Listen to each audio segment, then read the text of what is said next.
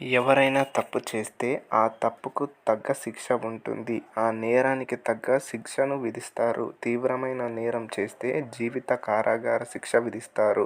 అన్నిటికంటే పెద్ద శిక్ష మరణశిక్ష. ఈ శిక్షను విధించడం చాలా అరుదు. మరీ అంత తీవ్రమైన నేరం చేస్తే మరణశిక్షను విధిస్తారు. అసలు మరణశిక్షను ఎలా విధిస్తారు, ఎప్పుడు విధిస్తారు అనేది ఈ వీడియోలో చెప్పబోతున్నాను. వీడియో చాలా ఇంట్రెస్టింగ్గా ఉండబోతుంది. వీడియోని పూర్తిగా చూసి మీ అభిప్రాయాన్ని కామెంట్ చేయండి. ఇలాంటి ఇంట్రెస్టింగ్ వీడియోస్ ముందు రాబోతున్నాయి. Please subscribe. ఇక టాపిక్లోకి వెళ్తే, దీన్ని ఉరి తీయాలి అని అంటే ఆ కేసుని పూర్తిగా హైకోర్టు పరిశీలించి దానికి నిర్ణయం తీసుకుంటుంది. మరణశిక్ష విధించడానికి హైకోర్టు జడ్జి ఆదేశాలు ఇచ్చి సంతకం చేస్తాడు. చేసిన తర్వాత సంతకం చేసిన పెన్ లిడ్ని బ్రేక్ చేస్తాడు. ఎందుకంటే ఒకరి లైఫ్ ఎండింగ్కి సంతకం చేసినది ఇంకా ఎప్పుడు వాడకూడదు అని. నేరం చేసిన ఖైదీకి నాకు మరణశిక్ష అన్యాయం అని అనిపిస్తే సుప్రీంకోర్టులో అప్పీల్ చేసుకోవచ్చు.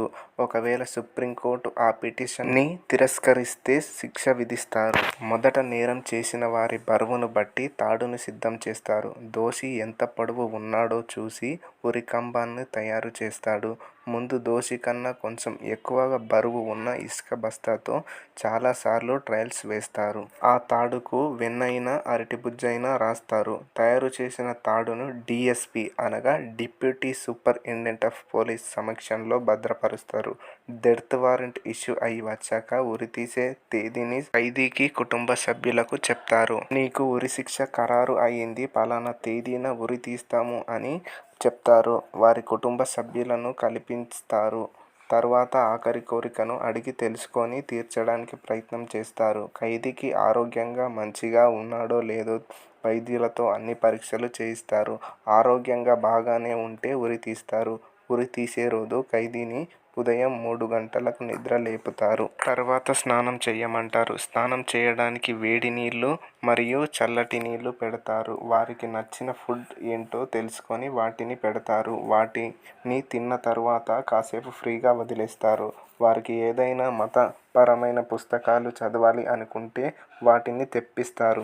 పుస్తకాలను చదువుకోవడానికి ఖైదీకి సమయం కూడా ఇస్తారు. తర్వాత ప్రార్థన చేసుకోమంటారు. చేశాక నల్ల బట్టలు ఇచ్చి వేసుకోమంటారు. తర్వాత ఉరికంబం దగ్గరకు తీసుకొని వస్తారు. ఉరి అమలు చేయడానికి డాక్టర్, జైలర్, కానిస్టేబుల్స్ ఉంటారు. ఉరి తీసే వారిని హ్యాంగ్మెన్ అంటారు. ముందు ముఖానికి నల్లటి బట్ట ఖైదీకి కప్పుకొని తీసుకొని వస్తారు. ఉరి తీసే సమయంలో ఏమీ తప్పులు జరగకుండా చాలా జాగ్రత్తలు తీసుకుంటారు. సో ఎక్కడ ఫెయిల్ అవ్వడానికి వీల్లేదు.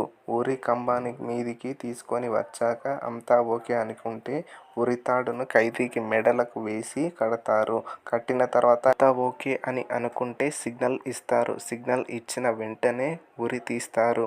ఉరి కంబం పైన ఖైదీని అరగంట వదిలేస్తారు. వదిలేశాక అరగంట తర్వాత డాక్టర్ వచ్చి ఓసారి చనిపోయాడో లేదో అని కన్ఫర్మ్ చేశాక పోలీస్ ఆఫీసర్కి చెప్తాడు. తర్వాత హయ్యర్ ఆఫీసర్స్కి చెప్తాడు. ఖైదీని పోస్టుమార్టం చేయిస్తారు. చేసిన తర్వాత కుటుంబ సభ్యులకు ఎప్పుడు అప్పగించాలనే దానికోసం నిర్ణయం తీసుకుంటారు. వారి నిర్ణయాన్ని బట్టి అమలు చేస్తారు. కుటుంబ సభ్యులకు అప్పగించాక ఉరి తీసిన దగ్గర ఒక బోర్డు మీద ఖైదీ పూర్తి పేరు, ఉరి తీసిన సంవత్సరం, నెలని రాస్తారు. అలాగే ఖైదీ అడిగిన ఆఖరి కోరిక ఏం అయితే అడిగాడో వాటిని ఆఖరి కోరిక తీర్చాము అని రాయబడి ఉంటుంది. హ్యాంగ్మన్ పేరు, వారి వివరాలు అంతా ప్రైవేట్గా ఉంచుతారు. వారి వివరాలు ఎవరికీ తెలియదు. ఉరి తీసినందుకు వారికి జీతం కూడా ఇస్తారు. ఉరి తీసిన ఖైదీ బాడీని జాగ్రత్తగా వారి కుటుంబ సభ్యులకు అప్పగిస్తారు. సో ఇది ఫ్రెండ్స్, ఈ వీడియో వల్ల మీరు కొన్ని విషయాలు తెలుసుకున్నారు అని అనుకుంటున్నాను.